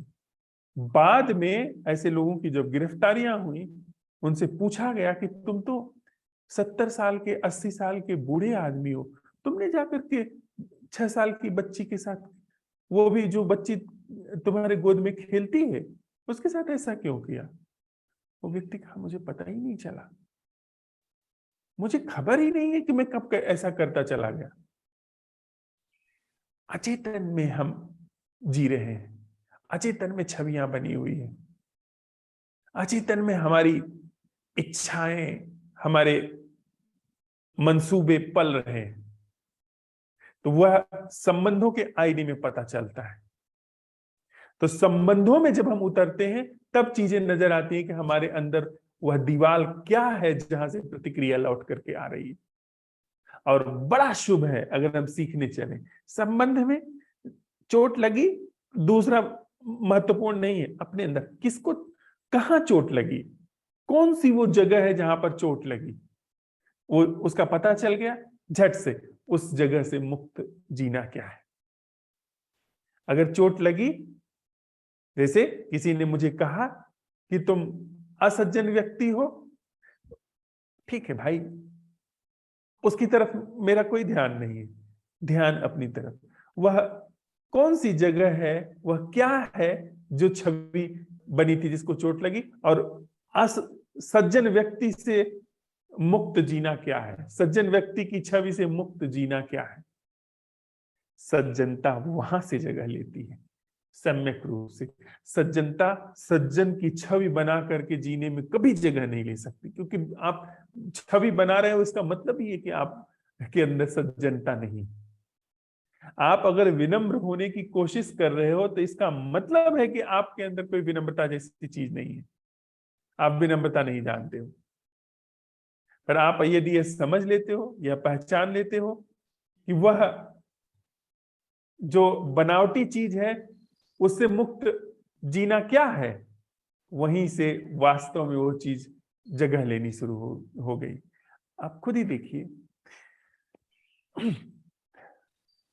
आप आए और आपने आकर के मुझसे कहा कि आप तो बड़े अहंकारी आदमी हो, पर मैंने अपने भीतर विनम्रता की छवि बनाई हुई है। अब उस छवि को चोट लगी, पर हमने आपके साथ सीखा है कि चोट जो लगती है, जहां से प्रतिक्रिया आती है, वह एक छवि है, एक बनावटी चीज है।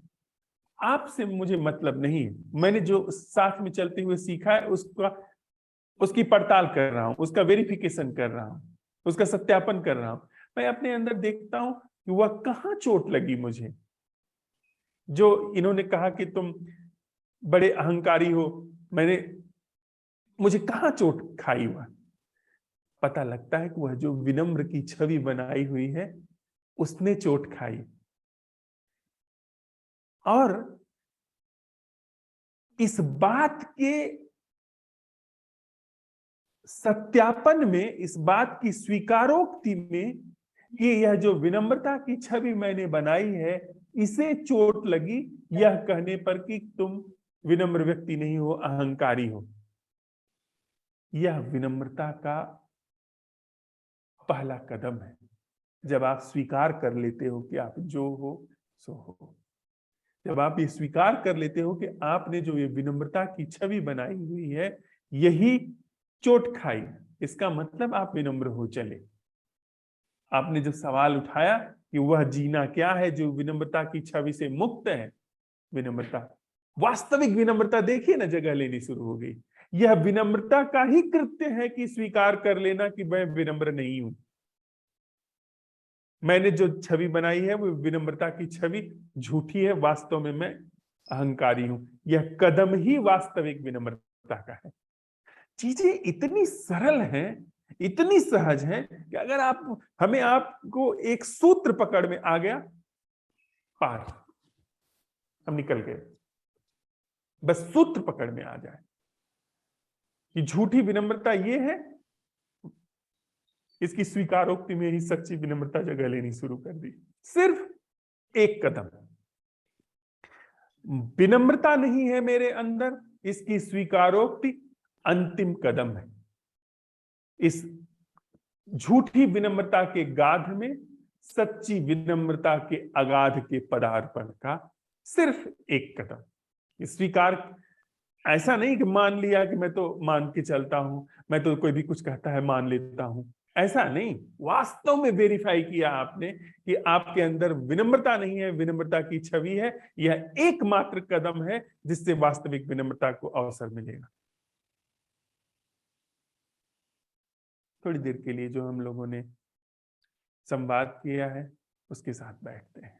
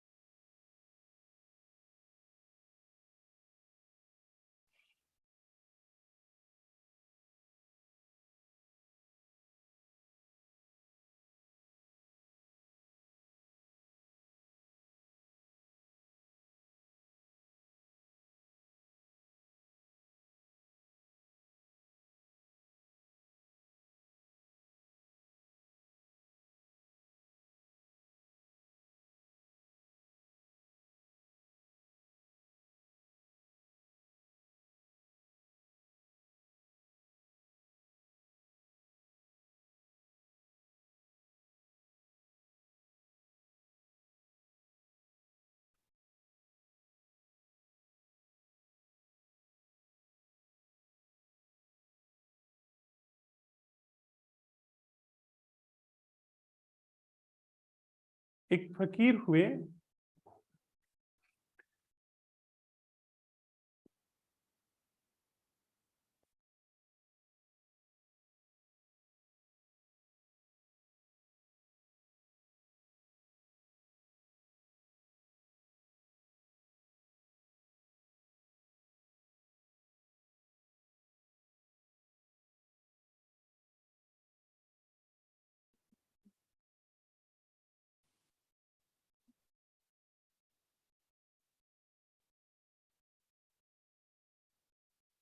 आ रही है अब? हम्म।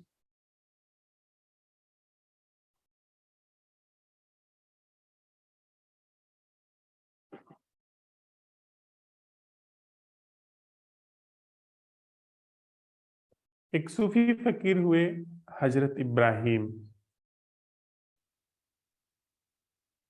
जब वे जीवन के सत्य के अन्वेषण के लिए निकले, उसके पहले वो बख्त के बादशाह थे। बख्त पुराना एक साम्राज्य था जो अफगानिस्तान से लेकर अरब देशों तक फैला हुआ था। एक रात वे अपने महल में सोए हुए थे, तभी उनको महल की छत पर दौड़ने की, आने जाने की आवाज सुनाई दी। उनकी नींद खुल गई और उन्होंने कड़क करके पूछा कि कौन है छत पर। छत पर से कोई आवाज नहीं आई। फिर वो सो गए, लेकिन फिर थोड़ी देर में आवाज आने लगी, धप धप की। वो उठ करके बैठ गए। दोबारा उन्होंने पूछा, बताओ कौन है ऊपर। तो ऊपर से आवाज आई कि हुजूर माफ करें, मेरा ऊंट खो गया है, मैं अपना ऊंट खोज रहा हूं। उन्होंने कहा, बड़े बेवकूफ आदमी हो, तुम हो कौन और कैसे महल की छत पर आ गए और ऊंट खोज रहे हो महल की छत पे? ऊंट भला महल की छत पर जा सकता है? पर उस व्यक्ति ने कोई जवाब नहीं दिया। आवाज आनी बंद हो गई, सो गए। सुबह उठे, बड़े चकित थे हुए। लोगों को बुला करके पूछा कि रात में कौन व्यक्ति था जो महल की छत पर दौड़ रहा था, पर कोई कुछ बता नहीं सका। पहरेदार कहे कि कोई आया तो नहीं, दीवारें ऊंची ऊंची हैं, छत पर भला कैसे चढ़ जाएगा कोई? और छत पर ऊंट, वो भी राजा के महल के ऊपर किसी का ऊंट खो करके चढ़ जाएगा और पहरेदार है, उनको पता नहीं चलेगा?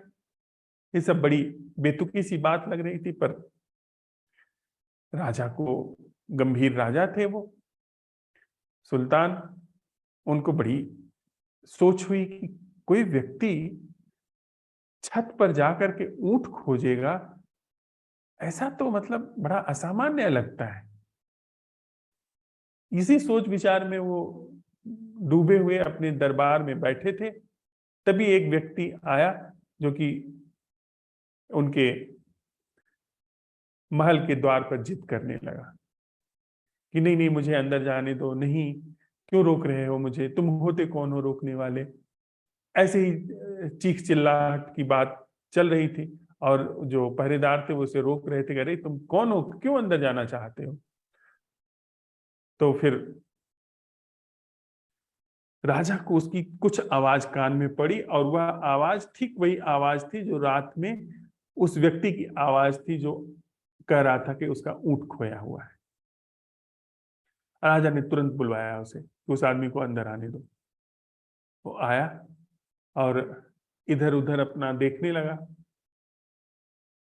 तो उस राजा ने, सुल्तान ने पूछा कि तुम क्या इधर उधर देख रहे हो, तुम कौन हो? तो उस व्यक्ति ने कहा कि मैं इस सराय में अपना कमरा खोज रहा हूं कि जहां मैं रुक सकूं, मैं कुछ दिन यहाँ रुकना चाहता हूं। सुल्तान ने कहा कि तुम्हारा दिमाग खराब है, ये मेरा महल है, मैं यहाँ का सुल्तान हूं और तुम इसको सराय कह रहे हो, इसको धर्मशाला कह रहे हो? उस व्यक्ति ने कहा कि हुजूर, ये सराय ही तो है और आप मुझे रोक क्यों रहे हैं यहाँ ठहरने से? तो सुल्तान ने कहा कि मुझे लगता है कि तुम पूरे के पूरे पागल हो, यह मेरा घर है। उस व्यक्ति ने कहा, यह आपका घर है, पर मैं तो अभी 10 साल पहले आया था, यहां पर कोई और रह रहा था। सुल्तान ने कहा कि माना कि यहाँ पर कोई और रह रहा था, वो मेरे अब्बा हुजूर थे। उस समय वो सुल्तान थे, अब वो इस दुनिया में नहीं है, उनका इंतकाल हो गया है और अब मैं गद्दी पर बैठा हूं। उसने कहा कि अच्छा, पर मैं 25 साल पहले 50 साल पहले भी आया था, तो उस समय यहाँ कोई और था। सुल्तान ने कहा वो मेरे अब्बा के अब्बा थे, वो मेरे दादाजी थे, वो तब सुल्तान थे यहाँ के। तुम कैसी बहकी बहकी बातें कर रहे हो?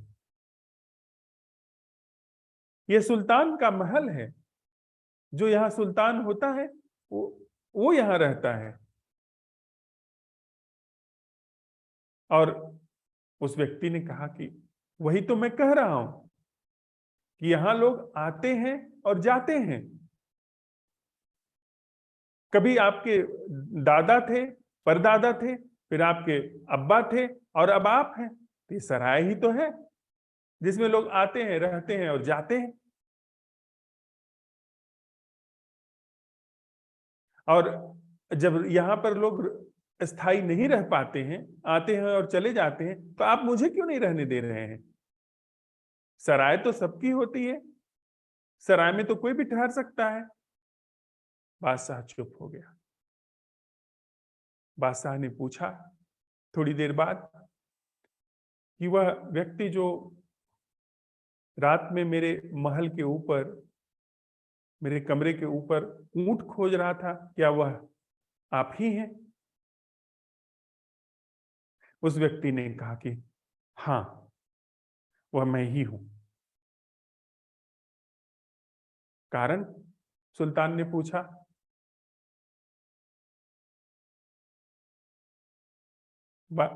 उस फकीर ने कहा कि कोई और कारण नहीं। अगर सराय को अपना घर समझा जा सकता है, जहां पर चीजें बह रही हैं वहां पर खुद को स्थायी समझा जा सकता है, तो ऊंट छतों पर खो सकते हैं। कहते हैं कि सुल्तान को उसी क्षण बोध हो गया। सुल्तान ने उसी क्षण महल छोड़ दिया और वो फकीर हो गए। दूसरे जो फकीर थे, खिज्र, हजरत खिज्र, उनको उन्होंने अपना गुरु बनाया। हम सब लोग यह समझ के चलते हैं, जो अभी थोड़ी देर पहले चर्चा हो रही थी, कि यह जो हमारे भीतर केंद्र है, हमारे भीतर वो जो जगह है जहां से हम संचालित होते हैं, जहां से प्रतिक्रिया आती है, वह जगह जो है वह स्थायी है। वह जगह मिटने वाली नहीं है। और हम अपने लिए ही, जीवन के लिए ही नहीं, ऐसे लोग भी हैं जो उस जगह को सकल अस्तित्व का केंद्र मानते हैं, जो कहते हैं ना कि पूरी दुनिया का केंद्र मैं ही हूं। पुरानी कथाएं आती हैं पौंड्रिक की, जो कि सारी दुनिया का केंद्र खुद ही को समझता था। ये सारे लोग, ये सारे बड़े बड़े हत्यारे, नादिर शाह, अहमद शाह, सिकंदर, चंगेज, औरंगजेब, ये जो बड़े बड़े हत्यारे हुए, जिन्होंने निर्ममता से हत्याएं करवाई सल्तनत को बचाए रखने के लिए, कहां है सल्तनत? कहां है वो लोग? वो जो अपने को सारी अस्तित्व का केंद्र मानते थे कि यह सब कुछ जो है उनके लिए है, उनके उपभोग के लिए है, और उनके उपभोग की कोई सीमा नहीं है। वो सारी दुनिया की दौलत भी उनको कम पड़ रही है। वह क्या है, वह स्थान क्या है, वह जगह क्या है, जिसे अपना, जिसे तथाकथित रूप से अपने जीवन का केंद्र, और अगर दिमाग खराब हुआ तो सारी दुनिया का केंद्र समझा जाता है। ज्यादा दिमाग खराब हुआ तो पूरी दुनिया का केंद्र खुद को ही समझा जाता है। वह कौन सी जगह है, वह कौन सा स्थान है जहां से जीने को, जहां से बन रहे जीवन को जीवन समझा जा रहा है? वो जो छवि हम बनाते हैं ना, वह छवि कहाँ है? वह छवि क्या है? वह मैं की छवि, मैं का स्थान क्या है जिसके आधार पर हमारा जीवन चल रहा है, जिसके आधार पर जीवन का तथाकथित रूप से प्रसार, तथाकथित रूप से गति चल रही है? वो जो हमारी उस दिन की कहानी थी जिसमें ब्राह्मण घूम आया, वह ब्राह्मण की देह से भी, मोची की देह से भी और राजा की देह से भी, और थोड़ी ही देर में वह जगह जगह के स्थानों पर यात्रा कर आया। वो जो छवियों का केंद्र बनना, वह क्या है? क्या वह वास्तविक था? वो जो छवियों का केंद्र बन जाना कि मैं ब्राह्मण हूं, छवियों का केंद्र बन जाना मैं मोची हूं, छवियों का केंद्र बन जाना मैं राजा हूं, और उस केंद्र के आधार पर, बनावटी समय के आधार पर पूरा जीना, वो जगह, वो स्थान, यह वास्तविक स्थान आप छू सकते हैं, वास्तविक शरीर आप छू सकते हैं, पर वह क्या है जो कहता है कि मैं हूं?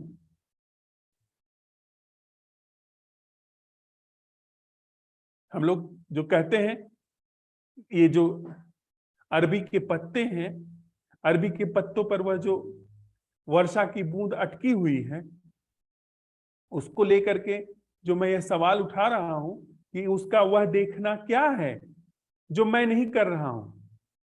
इस प्रश्न के उठने में यदि वह अरबी के पत्ते पर जो चमक रही है वर्षा की बूंद, वह दिखाई पड़ रही है, वह दिख रहा है, तो यह मैं कहाँ है? यह मैं कहाँ रह रहा है?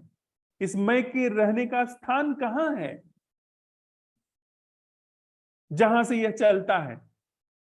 हम अपने भीतर वह क्या उस जगह की तलाश करना, उस जगह का सत्यापन करना, उस जगह का परीक्षण करना, पता लगाना सबसे उचित और सम्यक कर्म नहीं है कि जहां से यह जो केंद्र है वह काम करता है? वह जगह क्या है जहां पर यह मैं रहता है? आज पूरे दिन हम इसका पता लगाएंगे। आज इस प्रश्न के साथ हम पूरे दिन रहेंगे कि वह कौन सी जगह है, उस जगह का ढंग, उस जगह का होना क्या है जहां पर मैं विद्यमान हूं, जहां पर मैं हूं। हमको ये एहसास है ना कि मैं देख रहा हूं।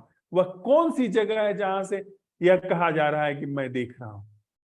वह स्थान क्या है जहां से यह कहा जाता है कि मैं देख रहा हूं?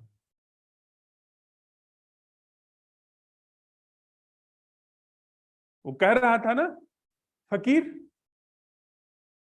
कि भाई यहां तो पहले मैंने किसी और को देखा था, फिर किसी और को देखा, फिर अब तुम हो, मुझे तो ये सराय लग रहा है। वो बड़ी कुशलता से इब्राहिम को जगाने की कोशिश थी। हमको लगता है ना कि यह मैं, मेरा अनूठा मैं है, मैं सम्राट हूं, मैं केंद्र हूं जीवन का, पर इस तरह के मैं की जगह से न जाने कितने लोग चल रहे हैं। 8 अरब लोग तो अभी इस धरती पर चल रहे हैं इस मैं नाम की जगह से, जिसको सत्यापित नहीं किया गया कि यह जगह जैसी कोई, यह जगह है भी अस्तित्व में, इस जगह का कोई स्थान है इस अस्तित्व में, कभी उसका सत्यापन नहीं किया गया। बस वो आनी जानी है, बस वो आ जा रही है। वो उनके दादाजी के अंदर भी वो जगह काम कर रही थी, दादाजी के नाम पे, दादाजी भी दुनिया का अपने को केंद्र समझ रहे थे, सुल्तान समझ रहे थे, पिताजी भी समझ रहे थे और वो भी समझ रहे हैं खुद को। अजब कि वो जगह सराय जैसी है भी कि नहीं है इसका पता नहीं। उसी का आज हम सत्यापन करते हैं कि हमारे अंदर जीवन में वह कौन सी जगह है जो जीवन का अपने को केंद्र समझे हुए, जो कहती है कि मुझे दुख हो रहा है। वह जो मुझे है वो कहाँ है, वो किस जगह पर मुझे है, वह मैं कहाँ ठहरा हुआ है, वह मैं कहाँ रहता है, उस मैं का स्थान कहाँ है, उसी का हम सत्यापन करेंगे कि हमारे जीवन में इस जगह का होना कहाँ है, जिसके आधार पे मैं चलता चला जा रहा हूं, जिसके आधार पर मेरे जीवन में आचरण और व्यवहार घटित होते चले जा रहे हैं।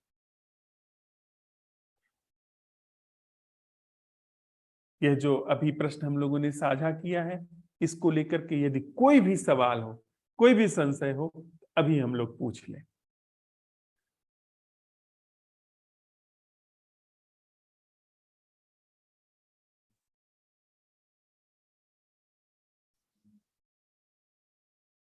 कहीं मैं कोई अनर्गल बात तो नहीं कर रहा हूं? क्या हमारे अंदर एक वो जगह है नहीं जहां पर हमको लगता है मैं हूं?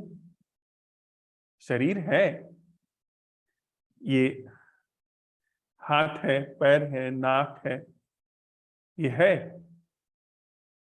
पर वह कौन सी जगह है जहां पर खड़े होकर के कहा जाता है कि यह मेरा शरीर है?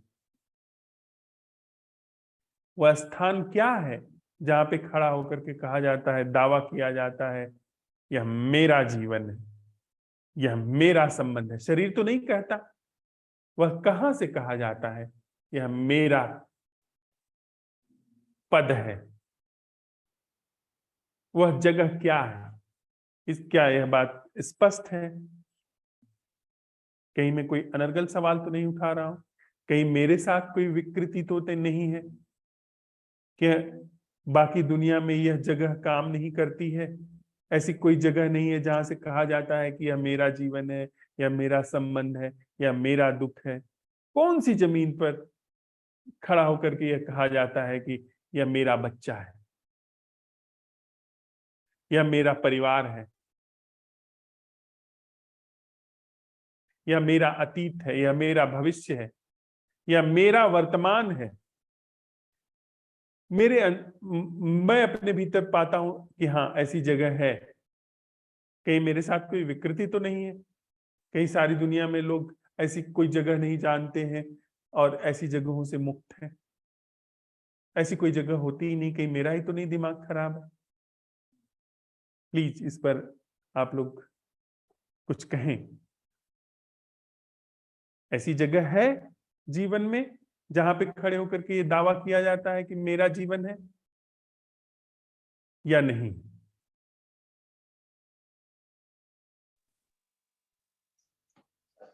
हेलो भैया, हाँ, ऐसी कोई जगह तो नहीं है, लेकिन ये भ्रम बना हुआ है कि ये शरीर मेरा है और ये सब कुछ मतलब जो भी है वो मतलब मैं के आधार पे जो प्रतिक्रिया होती है, ये एक प्रकार का भ्रम ही बना हुआ है, मुझे ऐसा लग रहा है। पर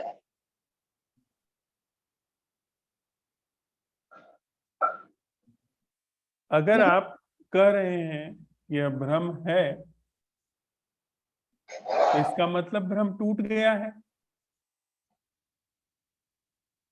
भाई आप सपने में तो यह नहीं कहते हैं कि यह सपना है, जागने के बाद आप कहते हैं कि यह सपना है।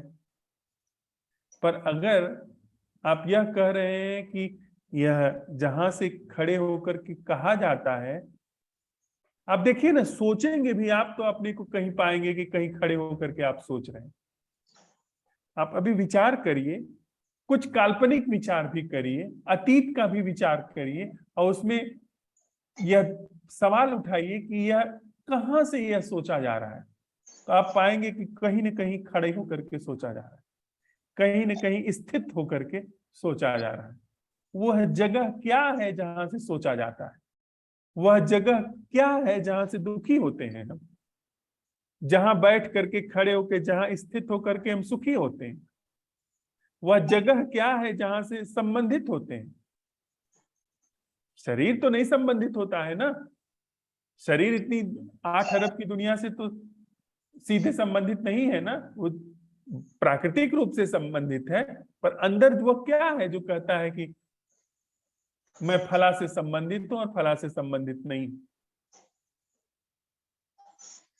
ये जो सोचने वाला है ये भी भ्रम ही है, और जो सोच रहा है वो भी नहीं, भ्रम भ्रम ही। आप तब कहिए जब भ्रम टूट चुका हो।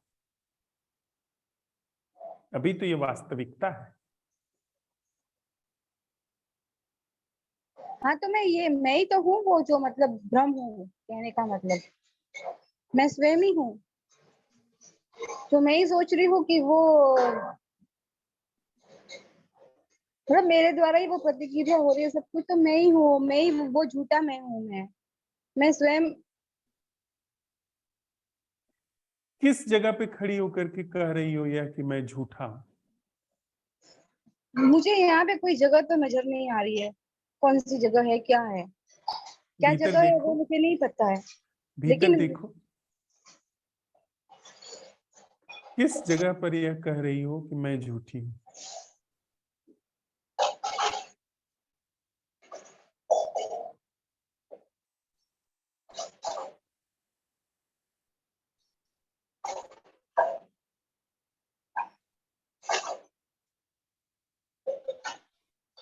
कोई जगह होगी ना, कोई स्टैंड तो लेती होगी ना। किसी स्टैंड को लेकर के कोई स्टेटमेंट दिया जाता है। वो स्टैंड लेना क्या है? जब कोई कहता है कि स्त्रियां द्वयम दर्जे की ना जीव हैं, द्वयम दर्जे की मनुष्य हैं, आप स्टैंड लेती हो ना। कौन सी वह जगह है जहां से स्टैंड लेती हो?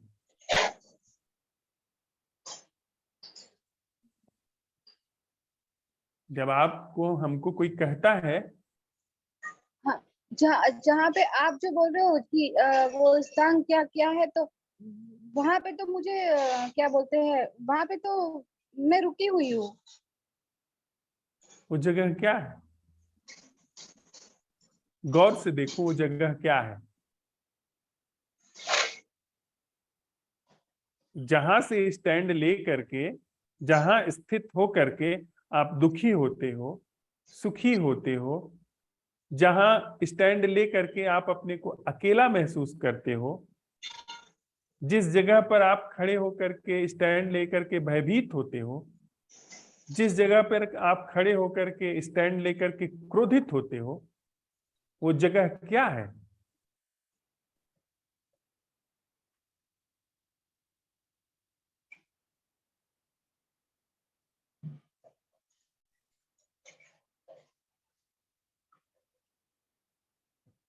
मुझे तो कोई जगह नहीं दिख रही, मुझे तो सिर्फ बाहर जो घट रहा है उसकी आवाज सुनाई दे रही है और दिखाई दे रहा है। इसके अलावा तो मुझे अभी कुछ भी नहीं दिख रहा है या कुछ। बाहर दिखाई दे रहा है, बाहर सुनाई दे रहा है, कानों पे घट रहा है, पर भीतर वह जगह क्या है जिस स्टैंड से आप ये कहते हो कि मैं सुन रही हूं?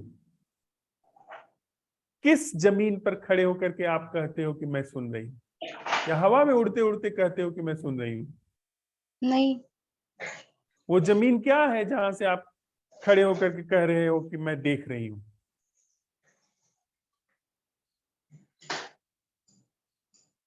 मैं दुखी हूं।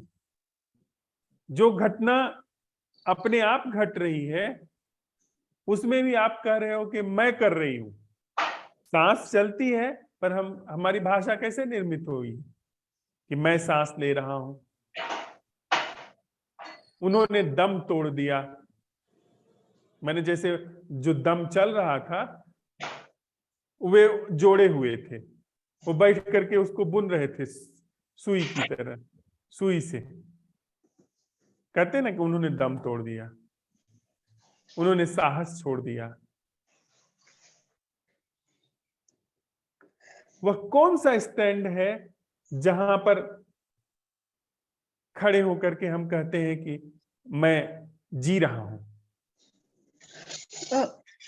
ये अगर मैं ऐसे कहूँ कि ये शरीर है तो शरीर तो मुझे एक कवच की तरह दिख रहा है, और जिसके अंदर हड्डियां है, मांस मज्जा है, और तो मैं उस हड्डियों को और मांस मज्जा को भी मैं नहीं कह सकती कि ये मैं सुन रही हूँ, क्योंकि उसके अंदर भी बहुत सारे जीव है जो वो भी सुन रहे हैं। तो मैं तो इसमें कहीं पे दिख नहीं रही हूँ, वो तो वो सब है इस शरीर के अंदर, वो जो है वो अपने आप ही सांस ले रहे हैं, अपने आप ही ये जो घटना घट रही है, तो मैं तो कहीं नजर नहीं आ रही हूँ मुझे, जो यह जो ऐसा कह रहे हैं हम कि मैं तो कहीं नजर नहीं आ रही हूं, ये शरीर की घटना घट रही है, किस स्टैंड पर खड़ी होकर के ये स्टेटमेंट आप दे रही हो? आप किस स्टैंड पे खड़ी होकर के स्टेटमेंट दे रही हो कि ये सब शरीर है, ये घट रहा है, ये ऐसा हो रहा है? कौन सी जगह है वो? यहाँ है, यहाँ है, यहाँ है, यहाँ है, यहाँ है, यहाँ है, कहाँ है वो जगह जिस पर खड़े होकर के आप ये वक्तव्य दे रहे हो? मुझे नहीं पता है भैया, कहाँ है, मुझे नहीं दिख रहा। आज इसी का हम पता लगाते हैं ठीक कि है। कहां से होकर के, किस जमीन पर खड़े होकर के हम कहते हैं कि मैं सांस दे रहा हूं, मैं इस शरीर का मालिक हूं। कोई ज्ञानी होगा तो वो कहेगा कि मैं तो सर्वत्र और सर्वत्र व्याप्त होकर के ये कह रहा हूं। यह जो कह रहा है ये आत्मा है, ये अविनाशी है, ये कहीं नहीं है और यही है। ऐसे बहुत सारी बकवासें लोग कह देंगे, पर उनमें भैया हम नहीं जा रहे हैं। हम अपने जीवन में खुद परीक्षण कर रहे हैं कि वह कौन सी जगह है जहां पर खड़े होकर के हम कहते हैं कि मैं जी रहा हूं, मैं देख रहा हूं, यह मेरा संबंध है, यह मेरा पति है, यह मेरी दौलत है, मैं भयभीत हूं, मुझे चाहिए, मैं किस जमीन पे खड़ी होकर के मैं कह रही हूं कि मैं आसक्त हूं, मैं छोड़ नहीं पा रही हूं? कौन सी जमीन है वो? भैया हाँ नीरज बोलो। जैसे कि पता नहीं है कितना ठीक है क्या, मुझे तो जो दिमाग से पकड़ में है वो ये है जी, क्या जैसे कि पहले सुना आपके उसमें भी कि विचार है, जैसे विचार उठता है और मैं हूं, तो बीच में एक विभाजन हो जाता है या टूट हो जाती कि मैं ये कर रहा हूँ या वो हो रहा है, ऐसे वो जमीन है, पता नहीं वो, मुझे तो यही लग रहा है बीच में जो विभाजन हो जाता है, टूट जाता है। तो इसका मतलब ये बात क्या साफ हो रही है नीरज कि मैं और वो जमीन एक ही है? बिल्कुल, जब ये तो साफ साफ जीवन में भी दिख रहा है। अभी मैंने 2 दिन पहले ये यानी आपको वो बताया। जो स्टैंड लेना है वही अहंकार है। किसी भी संबंध में, जीवन में जो स्टैंड लेना है वह मैं है। क्या यह बात स्पष्ट हो रही है हम सभी मित्रों को? जी बिल्कुल भैया। वह किसी स्थिति परिस्थिति जीवन में स्टैंड लेना जो है वही मैं है, वह जगह ही मैं है। वो जगह है नहीं कहीं, पर वो जगह ली जा रही है। इसका मतलब क्या साफ नहीं हो रहा है कि मैं बनावटी है, बस एक ख्याल है? बिल्कुल। उत्तर में न जाए हम, उत्तर विश्व है। आज हम इस प्रश्न के साथ रहते हैं, इस प्रश्न का पता लगाते हैं कि हमारे जीवन में वह जमीन क्या है जहां से स्टैंड लेकर के, जहां स्थित होकर के हम अच्छा करते हैं, बुरा करते हैं, शुभ करते हैं, अशुभ करते हैं, दुख भोगते हैं, सुख भोगते हैं, संबंधित होते हैं किसी से। जिस जमीन पे खड़े होकर के हम संबंधित होते हैं ना, यह मेरा बेटा है। कौन सी जमीन है वो? यह मेरा बेटा नहीं है। रोड एक्सीडेंट हो गया, थोड़ा सा देखा, आह भरी, मतलब नहीं है। किस जमीन से मतलब नहीं है उसका? कौन सी जमीन है जिससे उसका मतलब नहीं है? और जरा सी आह आई, जरा सा बेटे ने कहा कि, बेटी ने कहा कि चॉकलेट चाहिए, छटपटा गए कि कैसे उसको चॉकलेट दी जाए, जल्दी से उसको उसकी इच्छा पूरी की जाए। किस जमीन से? किस जमीन से हम उपेक्षा महसूस करते हैं?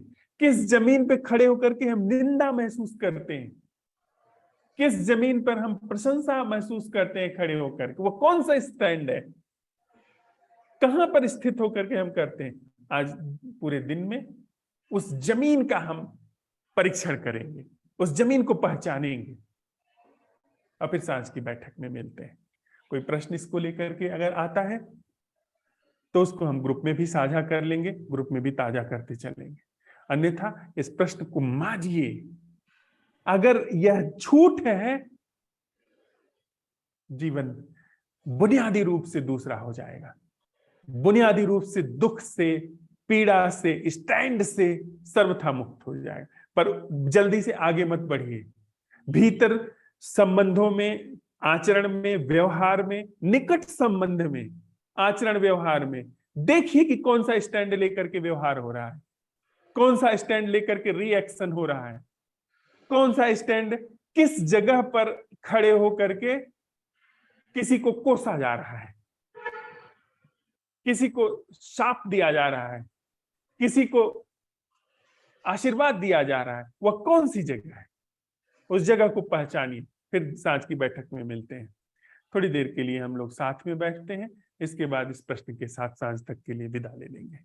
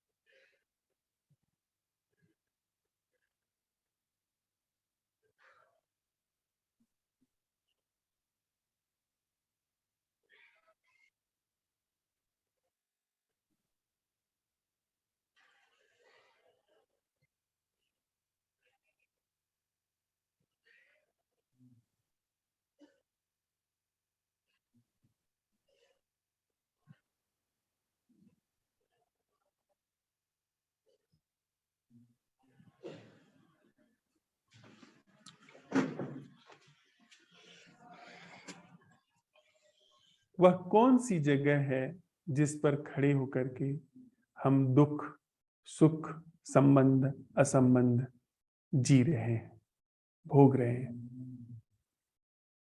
वह कौन सी स्थिति, जगह, स्टैंड है जहां पर खड़े होकर के जीवन जिया जा रहा है? जीवन की योजनाएं, जीवन का भविष्य, अतीत और वर्तमान महसूस किया जा रहा है।